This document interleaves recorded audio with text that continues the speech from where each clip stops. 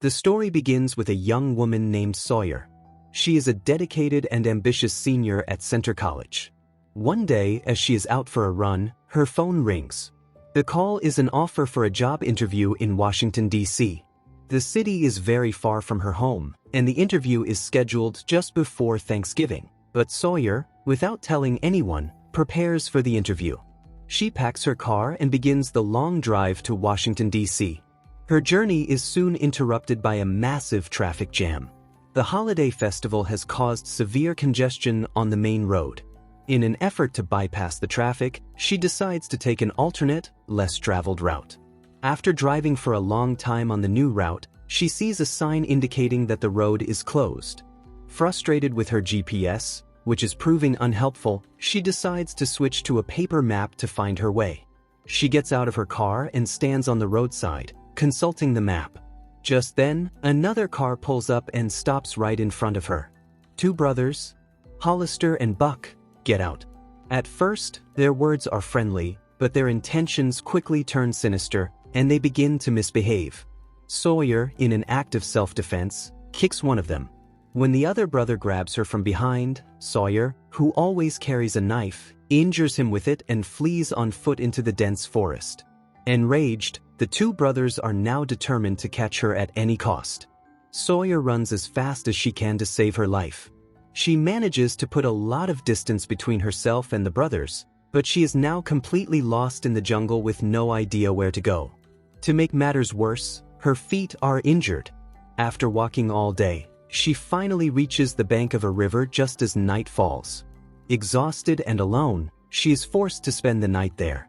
Meanwhile, a woman calls the police station to report a car that has been left abandoned on the road since yesterday. When a police officer arrives to investigate, he confirms that the car belongs to Sawyer. He finds no one in or around the vehicle, but he does notice drag marks on the ground. His investigation leads him to the nearby houses, including Hollister and Buck's home. He asks Hollister if he knows whose car it is, but Hollister lies and says he doesn't. His brother, Buck, then comes outside, and the officer notices a blood stain on his t-shirt in the exact spot where Sawyer had attacked him. The officer becomes suspicious of both brothers, but because he has no concrete evidence, he is forced to leave. Back in the jungle, Sawyer is still at the riverbank. The pain in her feet is immense, and she is terribly weak and hungry, having not eaten in over 24 hours. With great difficulty, she forces herself to move forward. As she does, she hears a loud noise from a cliff above. She looks up just in time to see her car falling down. It was Hollister and Buck who had pushed it off the cliff. They did this to get rid of the evidence near their homes so the police would stop coming to their area. Sawyer makes her way to her car and retrieves her cell phone from inside. But the phone screen is cracked, the battery is almost dead, and there is no cellular service in the jungle. She can't call for help. When she wakes up, she finds herself inside a house. A boy named Lowell is in front of her.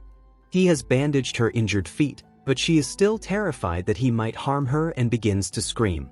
Lowell tries to calm her down, but she tries to get up and immediately passes out again from weakness. When she regains consciousness, her hands and feet are tied. Lowell offers her bread to eat and asks what she is doing there. She tells him her entire story. At the same time, Hollister and Buck are still in the jungle, searching for Sawyer. They find a piece of her clothing, which confirms their belief that she is still nearby. Back at Lowell's house, as Sawyer and Lowell are talking, they hear a car approaching. Sawyer starts to yell for help, but Lowell quickly covers her mouth, telling her to let him go outside and see who it is. When he goes out, he sees the two brothers. It turns out that Lowell is their cousin.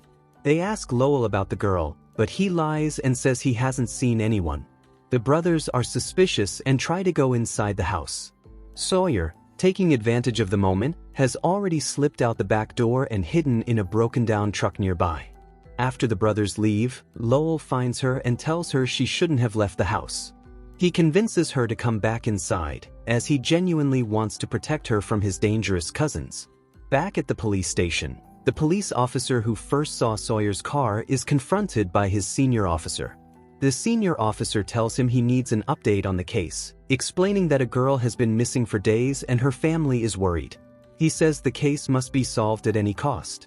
The corrupt police officer, who is in on the brothers' crimes, knows he must find Sawyer. He goes back to Hollister and Buck and tells them it was a mistake to let the girl run into the jungle because the case has now become much bigger. At Lowell's house, Sawyer tells Lowell that she wants to leave. She says Washington, D.C. isn't far and she can go on foot. Lowell says he doesn't have a car of his own. He tells her that if she waits until the weekend, his cousins will be gone and he can use their car to drive her out of the area. Sawyer agrees to wait, and the two become friendly. She now trusts that Lowell wants to help her, not harm her. We also learn that Lowell is a chemistry student. He has been making something with chemicals at his house and even shows Sawyer some of his work. One day, the two brothers return to Lowell's house. They have come to pick up some boxes of drugs. The brothers deliberately make a lot of noise, which gives Sawyer the opportunity to slip away and hide by the river. The brothers are still unaware that she has been hiding at their cousin's house all this time. On the other side of the story, at the police station, a clean, uncorrupted police officer finds out that the other officer is corrupt and is working with Hollister and Buck. He holds the corrupt officer at gunpoint, but before he can arrest him, the corrupt officer shoots and kills him. He then works with the two brothers to dispose of the body.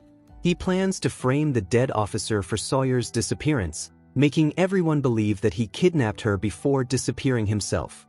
However, his senior officer tells him that the case has now been handed over to the state police, which makes the corrupt officer very worried.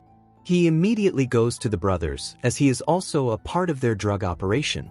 Later, while Sawyer and Lowell are sitting outside the house, the corrupt police officer's car passes by. He sees them and immediately suspects that Sawyer is at Lowell's house. He stops his car and tells Lowell that he wants to search the house. Lowell, knowing the officer doesn't have a search warrant, clearly refuses.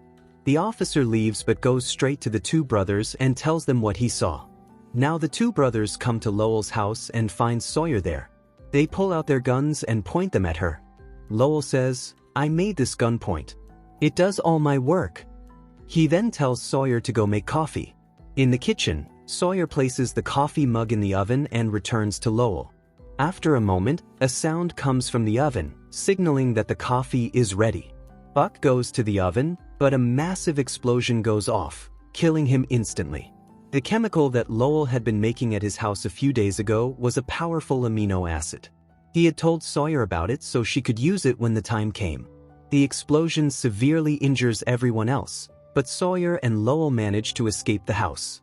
The other brother, Hollister, who is now completely burned, also makes it out of the house. Lowell tells Sawyer to run, but Hollister pulls out a gun to shoot her from behind. Lowell tackles him, takes his gun, and taunts him. But before Lowell can kill him, the corrupt police officer arrives and shoots them both, killing them to eliminate all witnesses. Sawyer, still running in the jungle, finally reaches the road. She sees a police car in the distance and is filled with happiness, believing she is saved.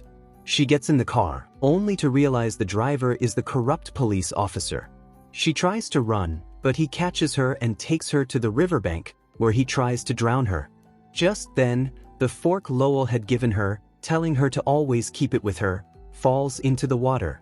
She somehow manages to pick it up and attacks the police officer with it, injuring him. She escapes and runs back to the road. As she reaches the road, she sees many police cars approaching from behind. These police are investigating a number of murders that have occurred in the area, along with a missing police officer. Sawyer's car and she herself had also been missing for a long time. Now that the police have arrived, Sawyer's life is saved, and it is clear that the corrupt police officer will be caught. And with that, the film and the story come to an end.